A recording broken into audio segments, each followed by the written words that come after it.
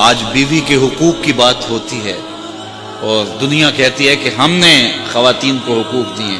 میں کہتا ہوں کائنات میں اس کی کوئی دوسری مثال لا کے دکھاؤ.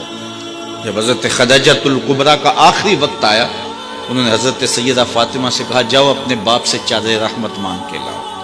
وہ حاضر خدمت ہوئی تو حضور نے فرمایا کہ فاطمہ اپنی ماں سے پوچھو چادر کیا کرنی ہے. تو وہ پوچھنے آئی تو حضور بھی پیچھے آ گئے. تو سیدہ خدیجہ رضی اللہ تعالیٰ عنہ نے کہا حضور میرے بدن پر بخار کی جو حالت ہے مجھے لگتا ہے یہ بخار جان لیوا ثابت ہوگا. میں نے چادر اس لیے منگوائی ہے کہ اس چادر سے مجھے کفن دیا جائے. اندھیروں میں بیٹھ کے عقیدے نہ بنایا کرو، عقیدے وہی رکھا کرو جو نبی کے گھر والوں کے. سیدہ آمنہ کا عقیدہ یہ ہے کہ حضور کے بدن سے چھوئی ہوئی چادر کفن کے لیے مل جائے تو بخشش کی ضمانت ہے. تو کہا حضور میں چادر اس لیے مانگی. حضرت خدیجہ نے کہا اس لیے کہ اس چادر سے مجھے کفن دیا جائے.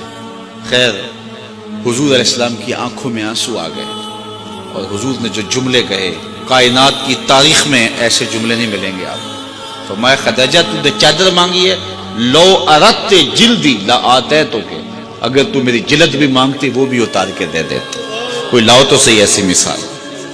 ام المومنین سیدہ عائشہ رضی اللہ تعالیٰ عنہ فرماتی ہیں میں حضور گھر تشریف لائے اور میں آب خورے میں پانی لے رہی تھی.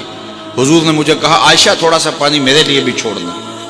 میں نے چھوڑ دیا تو حضور نے میرے ہاتھ سے پیالہ لیا، پھر پینے سے پہلے رک گئے اور مجھ سے مخاطبہ کرتے ہوئے فرمایا عائشہ ذرا بتانا تم نے ہونٹ کہاں لگائے تھے. مجھے بتاؤ اگر شوہر کا رویہ بیوی کے ساتھ یہ ہوگا تو گھر جنت کا ٹکڑا نہیں بن جائے گا. تو کوئی لاؤ تو صحیح ایسی مثال. تو اگر روشنی چاہیے، تقدس چاہیے، اجالا چاہیے، زندگی کا حقیقی نور چاہیے تو وہ آمنہ کے لال کی دہلیز سے نصیب ہوگا.